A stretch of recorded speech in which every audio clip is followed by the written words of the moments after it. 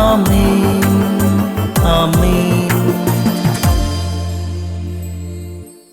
യേശുവിന്റെ ഏറ്റവും പ്രിയമുള്ള കുഞ്ഞെ, 1 തെസ്സലോനിക്കർ 2:2 കഠോരമായ ക്ലേശങ്ങളുടെ മധ്യേ ദൈവത്തിന്റെ സുവിശേഷം നിങ്ങളോട് പ്രസംഗിക്കാനുള്ള ധൈര്യം ദൈവം ഞങ്ങൾക്ക് പ്രദാനം ചെയ്തു. ഞങ്ങള് സപ്രപഞ്ചത്തിൽ ഇരുന്നല്ല പ്രസംഗിച്ചത്, പുഷ്പതൽപ്പത്തിൽ കിടന്നല്ല പ്രസംഗിച്ചത്, ഞങ്ങള് സുവർണരഥത്തിൽ സഞ്ചരിച്ചല്ല പ്രസംഗിച്ചത്. കഠോരമായ, സഹിക്കാൻ പറ്റാത്ത, നെഞ്ചുപൊട്ടുന്ന ക്ലേശങ്ങളുടെ മധ്യത്തിലാണ് സുവിശേഷം പറഞ്ഞത്. പക്ഷെ അവിടെ സുവിശേഷം പറയാൻ ഞങ്ങൾക്ക് പറ്റി. ഇതാണ് നമുക്ക് സാധിക്കേണ്ടത്.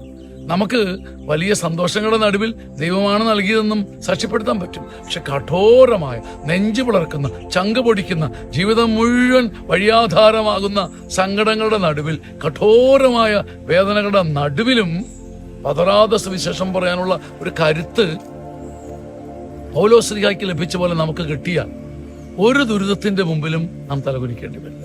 കഠോരമായ ദുഃഖങ്ങൾ കൊണ്ട് തകരുമ്പം നിങ്ങൾ ദൈവത്തിന്റെ സുവിശേഷം പറയണം. യേശു വലിയവനെന്ന് പറയണം. കർത്താവിന്റെ സുവിശേഷം കഠോരമായ ദുഃഖങ്ങളുടെ നടുവിൽ പറഞ്ഞാൽ ഈ ദുഃഖങ്ങളുണ്ടല്ലോ, ഈ വവ്വാലൊക്കെ ഇരിക്കുന്ന മരത്തിലേക്ക് കല്ലെറിയുമ്പോൾ പറന്നു പോകുന്ന പോലെ സങ്കടഭാരങ്ങൾ പറന്ന് അകന്നു പോകും. അത് കാണാനുള്ള ഭാഗ്യം ലഭിക്കട്ടെ. ഈ വചനം നിങ്ങളെ മുദ്രപ്പെടുത്തട്ടെ. യേശുവിന്റെ നാമത്തിൽ ആമേൻ, ആമേൻ, ആമേൻ.